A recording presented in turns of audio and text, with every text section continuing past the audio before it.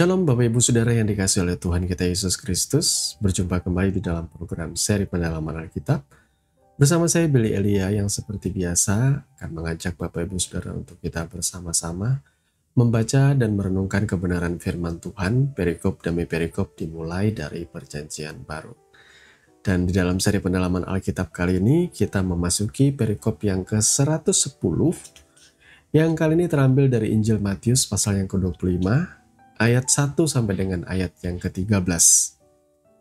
Bagi Bapak Ibu Saudara yang sudah mempersiapkan Alkitabnya masing-masing, saya mau mengajak kita untuk membaca nas firman Tuhan ini bersama-sama. Sekali lagi, dari Injil Matius pasal yang ke-25, ayat 1 sampai dengan ayat yang ke-13 dengan judul perikop, Gadis-gadis yang bijaksana dan gadis-gadis yang bodoh. Pada waktu itu hal kerajaan sorga seumpama 10 gadis yang mengambil pelitanya dan pergi menyongsong mempelai laki-laki. 5 diantaranya bodoh dan 5 bijaksana. Gadis yang bodoh itu membawa pelitanya, tetapi tidak membawa minyak. Sedangkan gadis-gadis yang bijaksana itu membawa pelitanya dan juga minyak dalam buli-buli mereka. Tetapi karena mempelai itu lama tidak datang-datang juga, mengantuklah mereka semua lalu tertidur.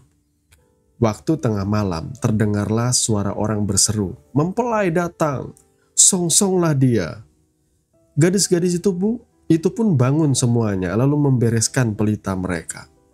Gadis-gadis yang bodoh berkata kepada gadis-gadis yang bijaksana, "Berikanlah kami sedikit dari minyakmu itu, sebab pelita kami hampir padam." Tetapi jawab gadis-gadis yang bijaksana itu, "Tidak, nanti tidak cukup untuk kami dan untuk kamu. Lebih baik kamu pergi kepada penjual minyak dan beli di situ." Akan tetapi, waktu mereka sedang pergi untuk membelinya, datanglah mempelai itu, dan mereka yang telah siap sedia masuk bersama-sama dengan dia ke ruang perjamuan kawin, lalu pintu ditutup. Kemudian datang juga gadis-gadis yang lain itu dan berkata, "Tuan, Tuan, bukakanlah kami pintu." Tetapi ia menjawab, "Aku berkata kepadamu, sesungguhnya aku tidak mengenal kamu. Karena itu berjaga-jagalah, sebab kamu tidak tahu akan hari maupun akan saatnya." Amin. Untuk kebenaran firman Tuhan. Mari kita bersama-sama berdoa sebelum kita merenungkan kebenaran firman Tuhan yang sudah kita baca. Bapa, di dalam nama Tuhan Yesus, terima kasih Kau memberikan kami kesempatan untuk membaca dan merenungkan bagian kecil dari kebenaran firman. Kami percaya di kesempatan kali ini Engkau rindu untuk mengajar kami dan mendidik kami. Tuhan, tolong kami supaya kami boleh diperbaharui dari hari ke hari oleh kuat kuasa firman-Mu, oleh didikan ajaran yang bersumber dari kebenaran. Di dalam nama Tuhan Yesus kami berdoa. Haleluya. Amin. Bapak Ibu Saudara yang dikasihi oleh Tuhan kita Yesus Kristus, ya, saya berharap selalu bahwa setiap momen-momen kita merenungkan firman seperti ini adalah sebuah kesempatan yang luar biasa, di mana kita dengan kesadaran, dengan rasa rindu, dengan rasa haus, bersama-sama duduk dan belajar kebenaran firman Tuhan. Ya, hari-hari ini hal yang seperti ini tuh sudah mulai jarang terjadi. Saya yakin ada begitu banyak orang lebih memilih untuk mengisi jiwanya dengan kesenangan-kesenangan ketimbang dengan kebenaran firman Tuhan. Dan kemudian yang kedua, sebelum kita merenungkan firman Tuhan ini, ya, saya mau mengingatkan bagi Bapak Ibu Saudara bahwa tujuan daripada kita belajar kebenaran firman Tuhan, tujuan daripada kita menggali kitab suci, seharusnya bukanlah supaya kita semakin dikasihi Tuhan, bukan supaya kita mendapatkan berkat Tuhan, bukan supaya kita mendapatkan apa yang kita inginkan. Jadi seolah-olah kita membaca kitab suci dengan harapan karena kita saleh, kita baik, lalu Tuhan sayang dengan kita dan Ia melimpahkan berkatnya. Tidak seperti itu, Bapak Ibu Saudara, ya.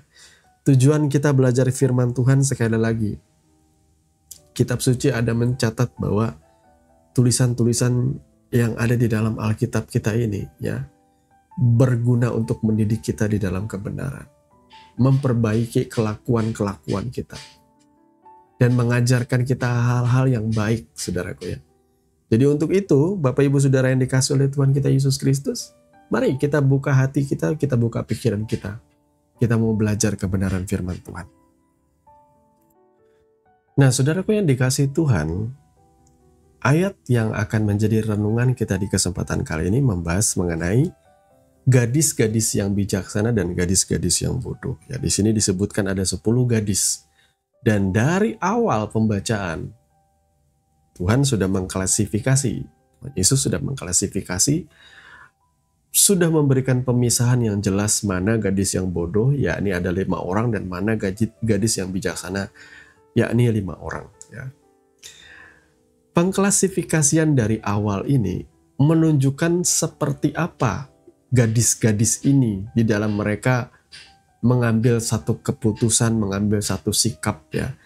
Karena dijelaskan di sini bahwa 5 gadis yang bodoh itu membawa pelita, 5 gadis bijaksana pun membawa pelita. Tetapi yang bodoh, dia membawa pelita, namun tanpa ada satupun persediaan minyak bagi pelitanya itu. Sementara gadis yang bijaksana, mereka membawa pelita, membawa lampu, ya, kaki dian itu, bersama dengan minyak sebagai bahan bakarnya. Nah, kalau saudara yang pengen tahu istilah bodoh dan bijaksana, tentu jelas sekali ya. Orang membawa lampu tetapi tanpa ada persiapan minyak, itu jelas bisa kita katakan sebagai orang yang tanpa persiapan. Saya ingat waktu dulu saya melayani sampai ke daerah-daerah di pedesaan, ya. Jadi saya menggunakan sepeda motor karena waktu itu, ya, ada wilayah-wilayah yang masuk ke daerah pedesaan itu yang tidak bisa dilalui oleh roda 4. Sekalipun roda 4 itu bisa, ya, tetapi akan sangat terkendala dengan jalan yang rusak, ya. Jadi kita memilih untuk melakukan pelayanan penginjilan ke daerah-daerah, ke desa-desa itu dengan menggunakan kendaraan roda 2 atau sepeda motor. Nah, hikmatnya saya akan menghitung. Kalau saya bijaksana, saya akan menghitung jarak tempuh, kemudian saya akan menghitung kapasitas BBM yang bisa cukup untuk sekian puluh kilometer itu. Biasanya saya akan mengakalinya dengan membawa jeriken, ya. Saya akan membawa jeriken yang diisi dengan minyak. Biasanya jerikennya itu sekitar 2 sampai 5 liter saya bawa, saudara, ya. Karena saya mengantisipasi kalau masuk ke daerah pedesaan, daerah pedalaman itu ada sih yang jual BBM, tetapi jarang sekali. Hampir nggak ada SPBU setahu saya, ya, kalau masuk daerah-daerah pedesaan itu. Ada yang jual BBM, tetapi kadang mereka bisa menjual mematok harga yang tinggi. Dan ada juga yang kehabisan stok, ya. Daripada nanti saya akhirnya monggok di tengah jalan, sebagai orang yang bijaksana, tentu saya harus mempersiapkan minyak atau BBM untuk kendaraan saya, supaya saya tiba di tempat tujuan tepat pada waktunya tanpa ada masalah di dalam perjalanan.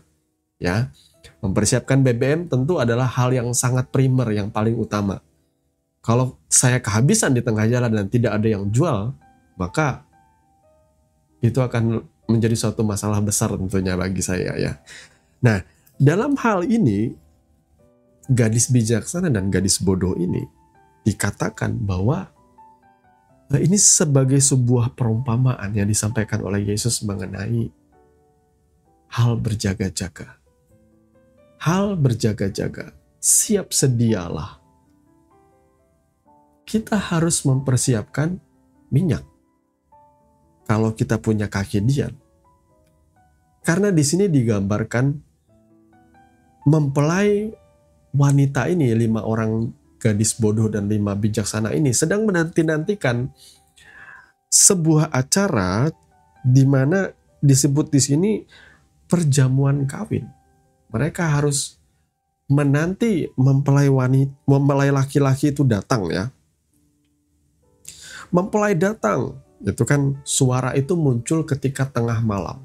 Dan dikatakan sebelumnya, gadis bijaksana dan gadis bodoh ini ketika mereka lama menanti, mereka lama menunggu, dan mempelai itu tidak datang juga, mengantuklah mereka. Lalu mereka semua tertidur. Jadi di sini ada sebuah gambaran yang bisa kita bayangkan ya. Mereka membawa kaki Dian, lebih tepatnya pelita. Saya juga masih belum bisa membedakan seperti apakah kaki Dian dan pelita apakah sama. Yang setahu saya di sini pelita itu membutuhkan minyak ya, karena dijelaskan di sini. Jadi mereka menunggu mempelai, kedatangan mempelai untuk sebuah acara yang namanya perjamuan kawin. Dan gadis bijaksana dibekali dengan minyak, sementara gadis yang bodoh tidak mempersiapkan minyak. Singkat cerita, karena lama tidak datang-datang ya, akhirnya mereka mulai mengantuk. Bisa dikatakan mereka melalui malam yang panjang, dan pada masa itu tentu masih belum ada smartphone yang bisa ya yang bisa mengusir kebetean atau bisa memotong waktu jadi lebih cepat gitu ya, berakhir ya. Mereka nggak punya hiburan di masa itu. Jadi mereka mengantuk dan mereka mulai tertidur. Dan saat mereka mulai tertidur, tiba-tiba tengah malam. Waktu yang tidak mereka duga-duga, tengah malam. Terdengarlah seruan, "Song-songlah dia, mempelai datang." Lalu gadis-gadis bijaksana dan gadis-gadis bodoh itu bangun. Dan ketika mereka bangun, saya percaya gadis-gadis bodoh itu pelitanya sudah hampir padam. Bahkan mungkin ada yang diantaranya padam sama sekali. Sementara gadis bijaksana mungkin saja mereka pelitanya juga redup, mau padam. Tetapi mereka bersegera mengisi bahan bakarnya, mengisi minyaknya, supaya lampu atau pelita mereka kembali bernyala. Saudara ya.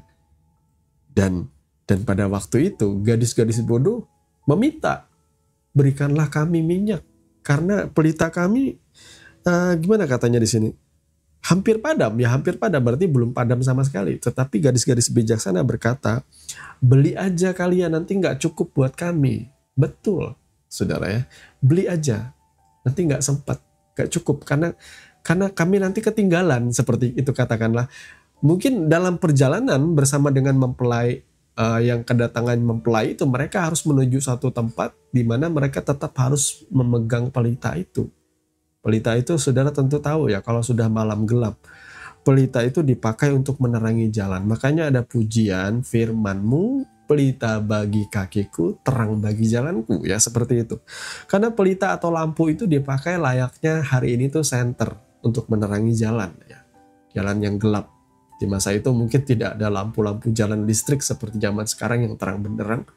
Orang harus membawa pelita atau membawa lampu gitu ya, untuk berjalan supaya tidak tersandung, tidak terjatuh, apalagi masuk ke dalam jurang gitu ya. Jadi ini adalah contoh atau ini adalah perumpamaan tentang sikap berjaga-jaga. Saya sudah banyak menyampaikan di beberapa khotbah saya ya, bahwa saudara, Bapak Ibu Saudara dimanapun saudara berada itu harus mempersiapkan dirimu dengan sungguh-sungguh, dengan baik di dalam mengiring Tuhan.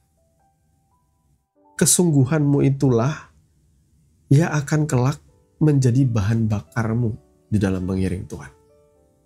Makanya kalau saudara menerima Yesus, bertobat, lahir baru, maka isilah pertobatanmu itu dengan kesungguhan hatimu mengikuti Tuhan. Sungguh-sungguhlah menuruti kebenaran firman-Nya. Teruslah belajar menggali kitab suci, belajar diperlengkapi dengan kebenaran. Supaya apa? Supaya itu kelak akan menolong saudara melewati masa-masa suram, masa-masa gelap di dalam kehidupanmu. Itu akan menjadi bekal, saya kasih tahu. Mengikuti Tuhan itu jangan setengah-setengah, jangan cuma jadi orang Kristen. Kalau cuma jadi sekedar orang Kristen, maka artinya cuma KTP doang yang Kristen, ya bagi saya saudara sama dengan orang-orang yang tidak mengenal Tuhan. Menjadi orang Kristen itu memang harus radikal. Radikal itu tidak lantas berarti kita membela agama lalu pegang bom, bunuh diri. Seperti itu, bukan seperti itu radikal di dalam kekristenan ya. Radikal di dalam kekristenan itu artinya mengikuti Tuhan dengan sungguh-sungguh. Sungguh-sungguh. Memikul salib, menyangkal diri, mengikuti Yesus, menuruti firman-Nya, melakukan firman-Nya. Kalau saudara cuma orang Kristen yang sambil kompromi, berbuat dosa, melakukan hal-hal yang jahat dan tidak berkenan di hadapan Tuhan, tapi sembari itu juga saudara beribadah, berbakti ke gereja, tapi saudara juga mencintai dosa, hidup di dalamnya, maka itu bukan orang Kristen radikal. Itu namanya orang Kristen duniawi. Dan orang Kristen duniawi sama aja dengan orang-orang yang tidak mengenal Tuhan. Mari Bapak Ibu Saudara yang dikasihi oleh Tuhan kita Yesus Kristus, saya tidak berlebih-lebihan untuk mengatakan hal ini. Bahwa minyak yang dimaksud di sini ialah kesungguhan. Ada sebuah pepatah yang berkata begini ya. Victory loves preparation. Nah, atau dalam bahasa Latinnya itu amat Victoria curam. Gimana bacanya saya nggak tahu, saya cuma mengeja kalimatnya. Amat Victoria curam, yang artinya victory loves preparation, atau kemenangan itu membutuhkan persiapan. Jadi kalau saudara mau menang dalam sebuah pertandingan, lari, maraton, atau apapun juga, saudara harus menggembleng diri saudara dalam satu persiapan, pelatihan yang keras. Seperti yang saya sampaikan kemarin juga. Orang berpikir bahwa ketika Daud melemparkan batu dengan ketapelnya dan tepat di jidat Goliat, orang berpikir bahwa itu keberuntungan. Tapi saya yakin Daud sudah menjalani pelatihan dan persiapan demi persiapan, di mana akhirnya dia menjadi orang yang sangat bidik. Ketika menembak, apa yang ia tembak itu tepat pada sasaran. Practice makes perfect. Ya, latihan itu akan menjadikan semakin sempurna apa yang kita lakukan. Demikian juga kalau saudara mau menjadi orang-orang yang siap sedia, maka saudara harus punya persiapan yang baik. Kalau saudara mau ikut dalam perjamuan kawin anak domba, saudara harus memiliki persiapan yang baik, yakni minyak. Saya banyak melihat orang-orang Kristen kehabisan minyak, seperti gadis-gadis bodoh ini. Di awal mereka menyala-nyala dalam mengiring Tuhan, semangat, on fire kata dia.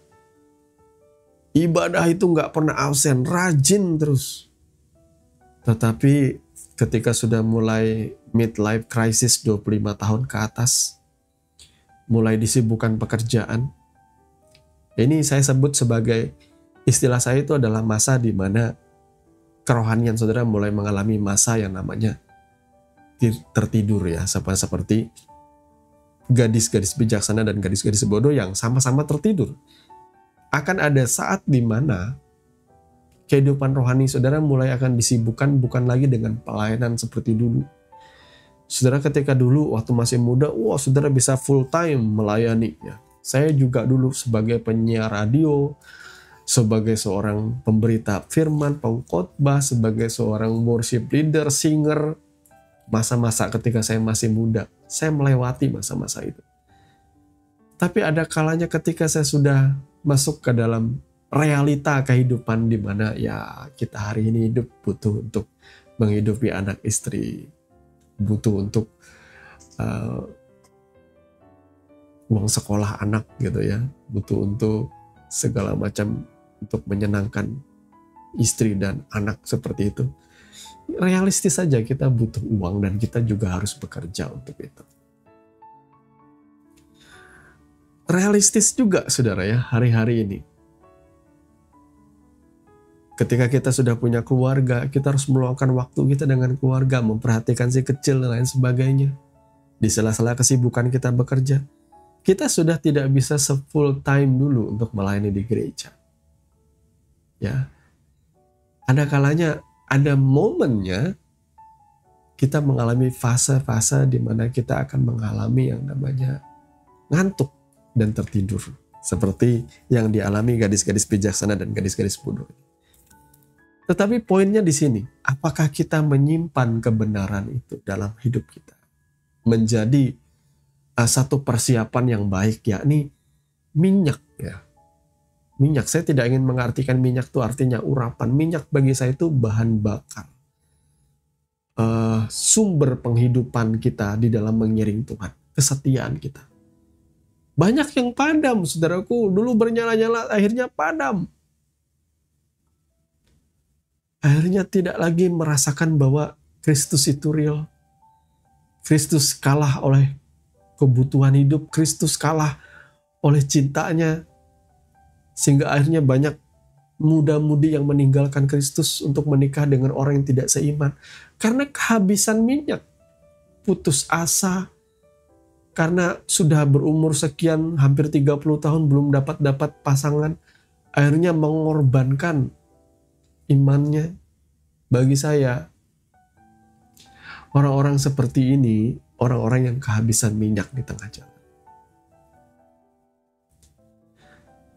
Mereka salah di dalam mengelola iman mereka di dalam relationship. Karena bagi saya, mengikuti Tuhan itu adalah sebuah relationship atau sebuah relasi, hubungan dengan Tuhan.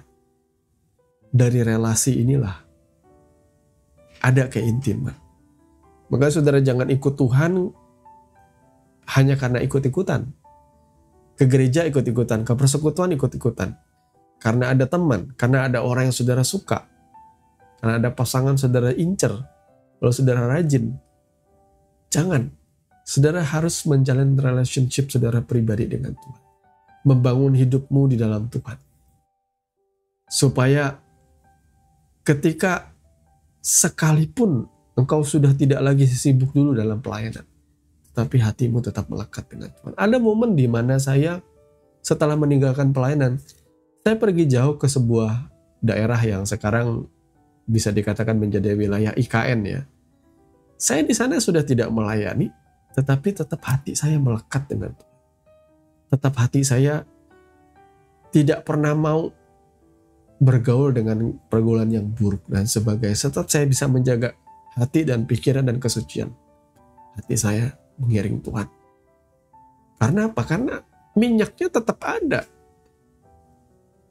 Saya nggak cuma bersandar dalam pelayanan, enggak. Relationship saya dengan Tuhan saya sudah tanamkan dari hari ke hari sehingga saya berakar dalam bersama dengan Tuhan. Sehingga dimanapun saya berada, saya tetap tidak mungkin meninggalkan Tuhan. Saya selalu terinspirasi dengan Abraham.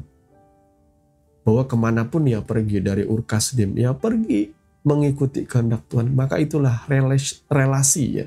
Hubungan dengan Tuhan kuncinya. Poinnya di sini ialah berjaga-jaga. Ketika gadis-gadis bodoh itu, akhirnya mereka menuruti apa yang dikatakan oleh gadis-gadis bijaksana, yakni mereka mencari minyak. Ketika mereka sudah membeli minyak dan mereka mengisi minyak mereka, sayangnya di sini pintu gerbang di dalam acara perjamuan kawin itu sudah ditutup. Nah, saya kurang ngulik di sini saudaraku ya. Mungkin ada beberapa di antara saudara yang pernah ngulik ya. Saya pernah mendengar sih ya. Ini ada hubungannya dengan budaya di masa itu ya. 5 gadis bijaksana dan 5 gadis bodoh itu, kalau nggak salah itu melambangkan seperti mak comblang, seperti itulah yang membawa mempelai itu. Saya lupa di sini ya. Saya pernah membaca literasi di mana ada penjelasannya seperti itu. Karena sekali lagi ya, ini budayanya orang Semit ya, budayanya orang Yahudi ya. Jadi kita harus menggali budaya ini supaya kita bisa memahami apa sih maksudnya kok menunggu mempelai itu sampai tengah malam. Ada satu gambaran yang indah di sini juga ya. Bahwa bagi setiap kita juga diajarkan siap sedia. Karena Tuhan Yesus datang dalam waktu yang tidak pernah kita duga-duga. Yesus juga pernah memberikan perumpamaan, hendaklah kita juga seperti tuan rumah ya. Di mana ia akan siap sedia karena akhir zaman atau hari Tuhan itu datangnya seperti pencuri yang tidak pernah kita ketahui kapan.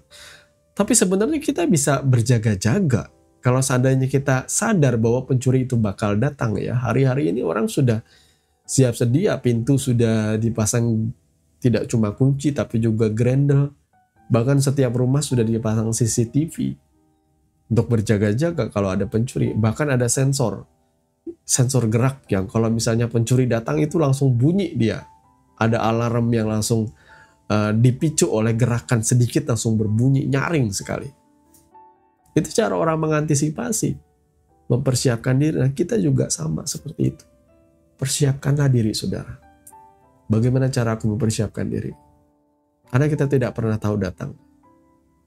Kiamat mungkin orang tidak pernah tahu. Ada yang memprediksi kiamat dari India dan itu gagal 2 kali prediksinya. Salah semua. Kita nggak pernah tahu kapan kiamat atau hari Tuhan, hari terakhir itu datang. Tapi ingatlah, kiamat itu nggak cuma hari penghakiman atau judgment day yang terakhir. Kiamat kecil yang bisa kita alami ialah kematian. Kita tidak pernah tahu. Kita pergi keluar, tiba-tiba ya semoga tidak terjadi. Di tengah jalan kita ditabrak orang meninggal. Gak ada yang tahu. Dan kita juga berharap kita pengen umur panjang ya. Kita naik pesawat, tiba-tiba pesawat kita mengalami gangguan kerusakan sehingga jatuh, meledak dan kita meninggal. Kita tidak pernah tahu. Atau ada satu kejadian, tidak ada yang pernah tahu. Ada orang yang masuk kamar mandi, ya, dia mandi, dia kepleset, tiba-tiba langsung stroke dan meninggal. Gak ada yang tahu. Ada juga orang yang karena mandi istilahnya, saya nggak tahu secara medis ya, mungkin ada pengaruhnya dengan tekanan darah ya, yang kadang-kadang di usia-usia tertentu itu tidak boleh kaget dia nyiram air dingin gitu ya, yang membuat akhirnya terpiculah stroke atau tekanan darah tinggi sehingga pecah pembuluh darahnya, kita nggak pernah tahu, dan akhirnya beberapa kasus orang meninggal di kamar mandi. Nah itu kita tidak pernah tahu, saudaraku, kapan dan waktunya. Ya, semoga kita semua berharap meninggal atau dipanggil Tuhan dalam keadaan sudah rambut kita memutih, sudah tua, sudah tanggung jawab kita sudah beres semua. Saya juga berharap seperti itu. Tapi kita tidak pernah tahu, saudaraku, kapan waktunya. Oleh sebab itu, alangkah baiknya kita berjaga-jaga senantiasa. Karena kita tidak pernah tahu waktunya kapan kita dipanggil Tuhan. Bagaimana kita berjaga-jaga? Ya, menjaga hati, menjaga hidup kita, bergaul karib dengan Tuhan. Saya berharap satu hal ya, saya tidak mengalami seperti apa yang dialami oleh gadis bodoh. Ketika mereka sudah dapat minyak dan mereka menyalakan lampunya, sayangnya pintu gerbang sudah tertutup. Dan ketika mereka menggedor-gedor atau mengetuk pintu itu, Tuhan, bukakanlah kami pintu. Tetapi ia menjawab, aku berkata kepadamu, sesungguhnya aku tidak mengenal kamu. Itu gak enak, saudara ya. Ini gambaran dari pertobatan di saat terakhir itu tidak akan terhitung lagi sebagai pertobatan. Tidak akan ada kesempatan lagi. Saya katakan bagi Bapak Ibu Saudara yang dikasih oleh Tuhan, kalau memang hari kiamat itu seperti yang digambarkan oleh Alkitab ya, hari kedatangan Tuhan itu,